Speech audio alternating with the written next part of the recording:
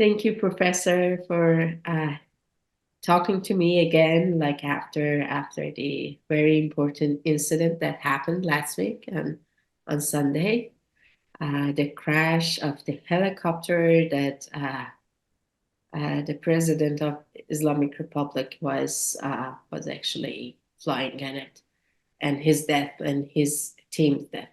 What is happening? What do you think is going to happen after his death? And the dynamics of the politics in Iran. Some people think that it's gonna change a lot.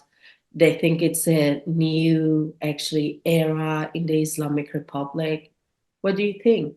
I don't agree with that, but I think the Islamic Republic has got so institutionalized, in fact, so institutionalized, it's really suffocating society and it's becoming a major burden on Iran. Khamenei was very adamant in institutionalizing his authority, maybe having learned something from very early Islamic history that you need to institutionalize succession.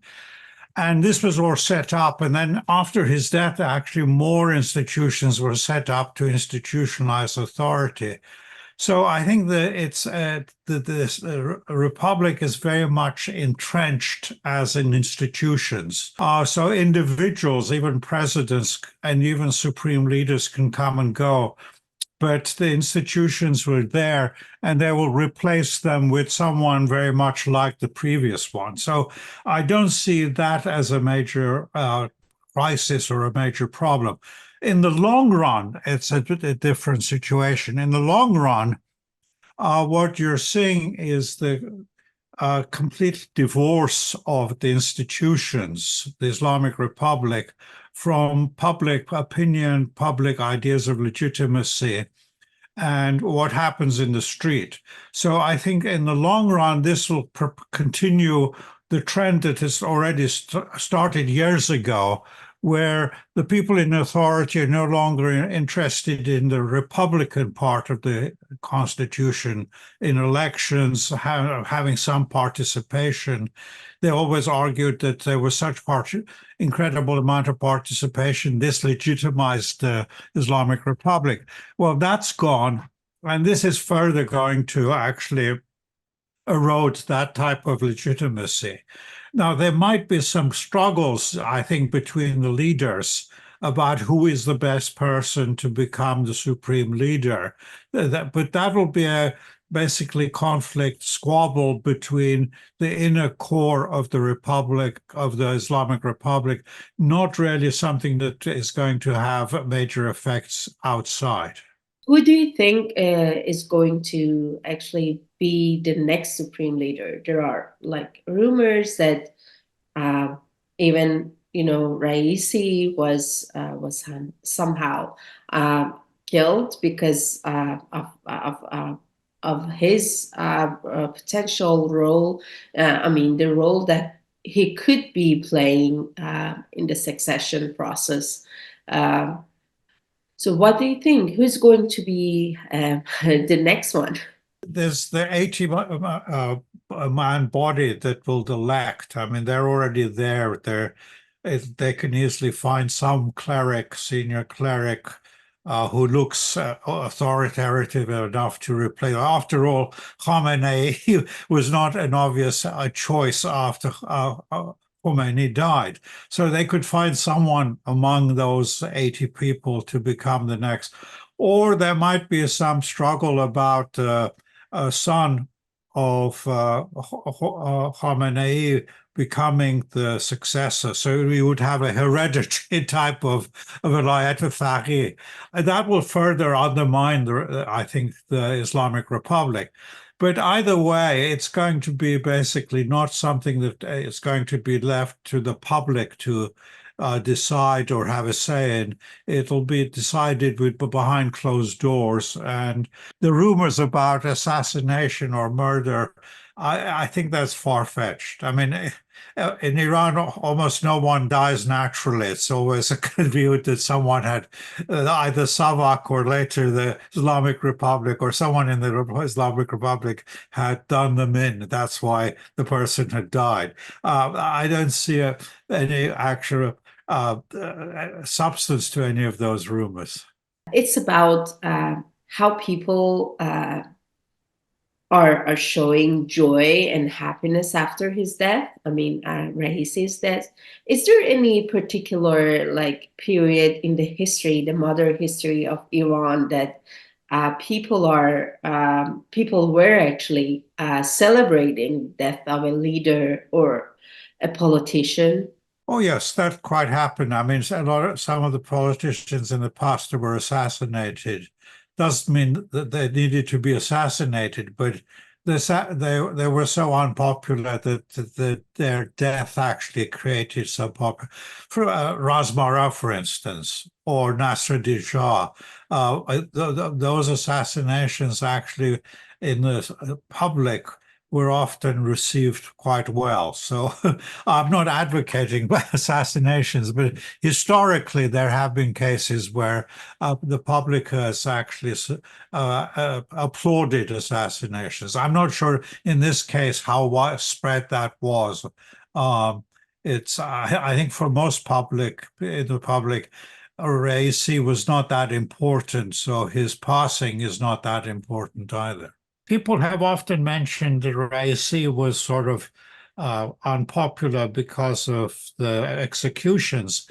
But what people don't realize is the executions were not political executions. They were medieval type of inquisitions on philosophy, on your attitude towards religion. So it was a religious inquisition, very much like the medieval European type of inquisition. Do you believe in the afterlife? Do you believe in the Quran as the word of God? Do you believe that Prophet Muhammad was the last of the prophets? These type of questions that you don't usually ask political prisoners, but these were the type of questions Ra'isi was interested. And if you gave the wrong answers, you were sent to be hanged. So I would consider him person out of the medieval world, not really much to do with the Islamic Revolution of 1979, because these issues were not the questions that were raised during the revolution. Your description and analysis of those days leading to the massacre of the political prisoners, many of them already convicted to prison, and many of them have served most of their imprisonment time, but they were executed by a fatwa by Ayatollah Khomeini. So based on actually an obsolete Sharia law, I can resonate with the situation right now. I can resonate it with what you've described in that article. I can see women being brutally oppressed, arrested. I can see youth being under a lot of pressure, people of Iran under a lot of the economic pressure. Also, we just passed an ignition toward a war, an attempt to ignite in a war with Israel just last month, and it was nullified. So I could see signs that the situation is similar to what was happening in 1980s and specifically in 1988. What do you think? Do you think there is another reign of terror happening in Iran after almost, I would say, 40 years? Not necessarily. I mean, it depends what happens internationally. But I think what the 1988 killings inaugurated, basically, was a new type of Islamic Republic. If you could look back during the revolutionary period, the Khomeini movement was a very broad movement. It wasn't just die-hard religious supporters of Khomeini. I mean, you had the National Front, you had Bazargan, but you also had many people who were attached to Islam as a culture. Were not necessarily thinking of a clerical Velayat Faqih administration or a literal implication of Sharia law. The revolution wouldn't have succeeded if it hadn't been this broad movement, which many people call a populist movement. But I think what you see towards the end of Khomeini's period, before he died, was the people who began to take over were far more die-hard from the very far right wing of the Khomeini movement. And they were not interested in a broad analysis or broad attachment to Islam as culture. They wanted a literal interpretation of very narrow interpretation. In fact, such a narrow interpretation that even in the medieval period, it was not applied in Iran. I was much more similar to actually a Roman Catholic interpretation of religion in the West. It was very medievalist interpretation of literally taking the texts and implementing it. What this 1988, I think, massacres inaugurated was much more a return to a sort of something that had never existed in Iran, a literal application of the Sharia. And in the literal application of the Sharia, if you doubt the basic principles of Islam, if you question that Muhammad was not the prophet or the Quran is the literal word of God, or you question the resurrection and life after, and if you basically question any of the principles of the tenets of religion, you are then an apostate. And apostate, according to the literal and narrow interpretation of the Sharia, is then to be punished by death. So this is not something that had not been applied before in Iran, even in the medieval period. But what is significant, and I think most people who've studied the killings of 488 have ignored or intentionally avoided, was that many of the people who were executed for being mujahideen and therefore rebelling against God. But there were also a number of people who were actually executed on the grounds of apostasy. So this, I think, inaugurated something very different in Iran. And of course, it came also a similar time as the fatwa against Rushdie, on the same grounds that Rushdie grew up as a Muslim.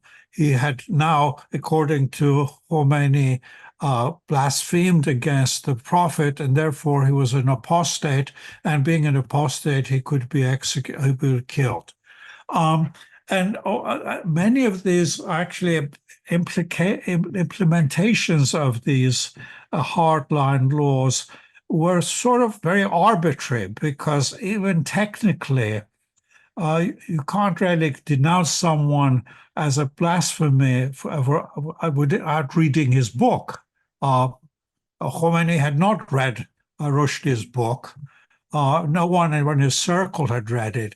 So it was not technically, theologically accurate for someone who had not read something to describe it as basically blasphemous. In fact, I've read it and I don't find it in a way blasphemous. It's a critique of the British immigration system. So if that's the blasphemy of the book, it's not really a blasphemy about religion. But for political reasons, I think Khomeini at that point wanted to make a sharp cleavage between his diehard supporters and the rest of the world. And the way to do that was to kill people, and then his supporters would either have to subscribe to that killing or then withdraw from the movement.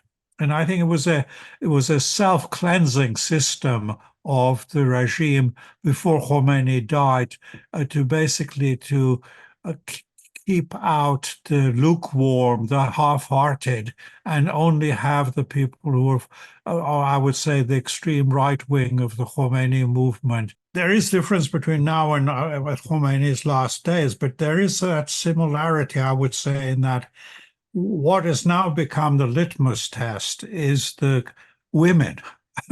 It's not no longer a question of apostasy so much, but women have replaced that. So the attitude to women, especially the veil or the covering, and some would, I would say, suspect that what they want is actually go further as a line, is to bring in the chadur as the basically the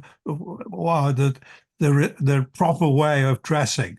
So that could be a further, I think, right-wing demand that the chadur should become the obligatory covering for women. But still, it's a way of making sure that the people within the regime or support of the regime are the diehards, not someone who is basically maybe personally religious, but is not obsessed about apostasy or life after death or head covering. What I think the regime is seeking is basically stability through a solid support. But that problem of the support, solid support, means, in fact, it becomes a narrower and narrower support. It may be very firm support, but it's a very narrow support. So the main crisis now is a much deeper crisis in that, to use Foucaultian language, the discourse of the state, of the nizam, the regime, is a very different discourse from the public. Mm-hmm. No, by public, I don't mean 100%, but I would say a good 70% of the public talks in a different language. I think what the regime is facing now is a very deep cultural crisis, mm-hmm. in which the language of the people in the street is not just women, but people who support the women's movement. It's not just a question of women, it's a question of culture and language. And ironically, the language that is being used now is not necessarily a new language. It's actually a return to the language that was predominant in politics in Iran from 1900 to the 1960s. And that is the language of the Enlightenment, of the Mashrutiyat. This doesn't mean necessarily people in the street have read Kasravi or have read the Mashrutiyat documents. But I think what people are talking about now is liberty, equality, natural rights, not divine rights.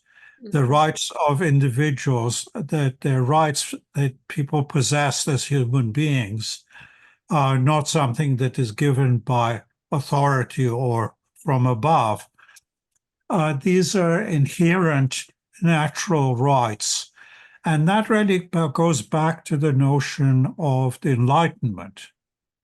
So the Enlightenment came to Iran in around 1900, and much of the Iranian politics from that period, even under Reza Shah, even he was dictatorial, the language of the state and the language of the literati was very much the language of enlightenment. And what I think what's happening now is the new generation after the revolution is basically returning to that language, in part because some know something about the history, but I think also naturally, once you have some education, you feel naturally that you have rights, and these rights can't be taken away from you by the state. So it becomes a natural sort of tendency for the present generation to repeat and to imitate and to basically revive the language that existed before the 1960s. So that is the language of the Enlightenment. And I think that was, in fact, very much explains much of Iranian politics. What reversed it and undermined it was, in fact, Gharbzadegi. So, Al-Ahmad, when he attacked Gharbzadegi, was attacking Western imperialism. But in the baggage, it's like throwing the baby out with the bathtub. He also attacked the ideas of the Enlightenment and talked about returning to Fazlullah Nouri's ideas of a rejection of the Enlightenment. And I think people now see what happens if you reject the Enlightenment. The logic of that is related to a return to a very narrow religious sort of medieval interpretation of society. So that's I think has created a major crisis, ongoing crisis. It doesn't mean there's going to be a revolution around the corner, but it means the state is in a permanent state of crisis because its notion of legitimacy, its notion of what is right and wrong, its notion of discourse is very much a discourse of religion, while the public is talking about very much of natural rights, liberty, and equality. And the two are not compatible. Like you just mentioned about like the cultural crisis that the state is dealing with. And you just mentioned that it might not be necessarily a revolution happening anytime soon. But many in Iran described like what was going on in September 2022 toward the winter 2021 to winter 2022 was a revolution. And many, including the feminist thinkers, they describe it as a feminist revolution, like happening right now on the streets, in the families, and in the mindset of many, traditional families back in Iran. Do you see like women and youth as the revolutionary subjects, if we want to put it in Marx's words? In normal English, a revolution is something that has succeeded. There is a change of regime, overturning of the state structure is something that is accomplished. If you're trying to have a revolution, it's a revolution, you can call it aspirations or revolutionary movement, but the movement is not revolutionary until the regime is overthrown. So I think it's a sort of hyperbole to talk about protests. The protests may have revolutionary goals, but unless the protests are successful, you can't call it a revolution. You can call it basically protests or radical protests. But to have a revolution, you have to have the fall of the regime. So I think, people who insisted on calling the women's movement revolution were basically anticipating a revolution rather than saying the revolution has succeeded. Because clearly the people are still in power. There hasn't been a change in authority there. Yeah. But culturally, there are, of course, the changes. If you're talking about cultural changes or return to enlightenment as a revolution, then you can redefine the word revolution and say, yes, because people have new demands, they've become revolutionaries. But that doesn't mean that there has been a revolution that has been accomplished. Moving to the next question, I understand that many people in Iran, including myself, fear that years and decades of severe oppression may have resulted in this notion of tendency towards another dictatorship. But do you see a democracy, if the regime collapses or is overthrown by the people, a democracy is awaiting there for the Iranian people? I think when you have a lot of discontent, naturally some people may think that if you have a new leader who will not have this nonsense about religion, will be a new Reza Shah, will bring order and a modernity, that might have an appeal. But the trouble with that is, of course, you ignoring what happened under the Pahlavis. There was no democracy. And again, I think intentionally there is an artificial creation of nostalgia for the Pahlavis, as if the Pahlavis were a good period in light of what happened later.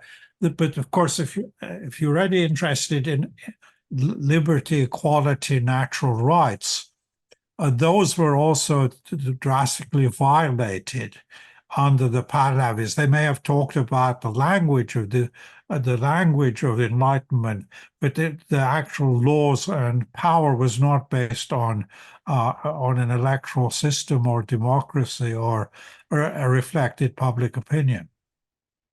So hopefully people have learned from the history of the 20th century that return to a dictatorship does not necessarily mean you're going to have basically a better system.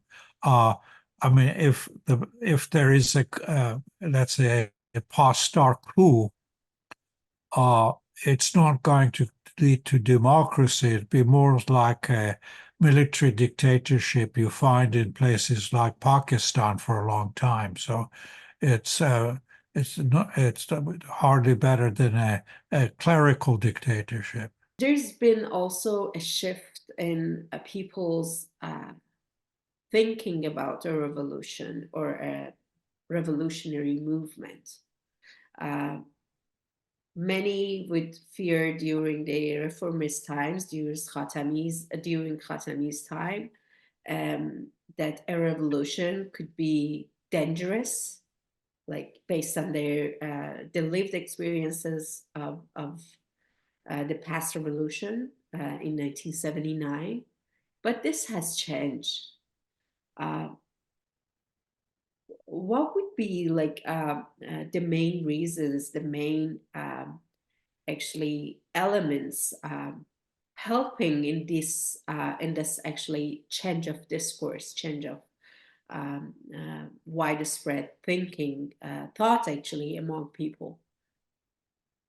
Do you see it, I don't know, maybe economic situation, or the anti-West and anti-West actually international relations, or anti-West, let's say, practices the Islamic Republic is doing right now? Well, I think internationally,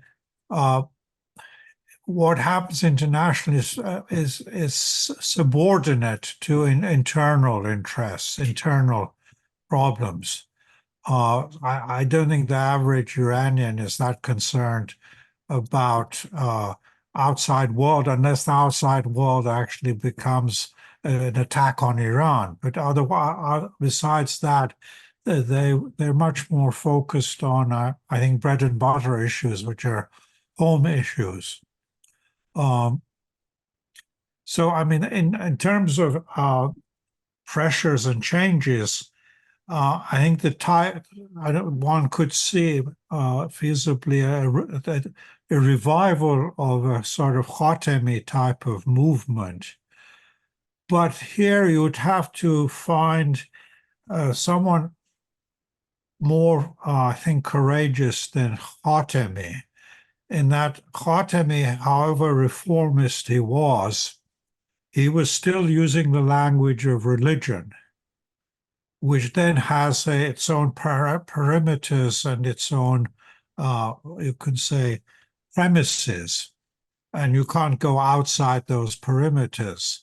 I know he was very interested in Kant and so on, but again, Kant is one of the fringes of the Enlightenment.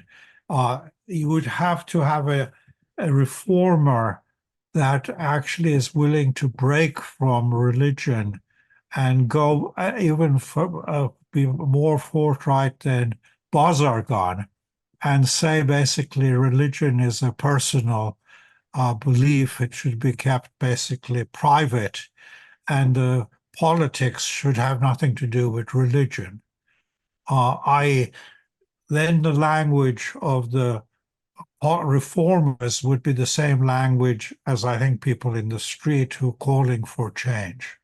Like, do you think there will be any way out of this dead end that, one part wouldn't stop the oppression and wouldn't change anything, and the other part is insisting on a change and a revolution?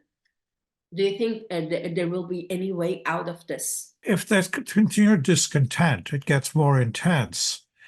And of course, it's the postars who have to deal with the street protests.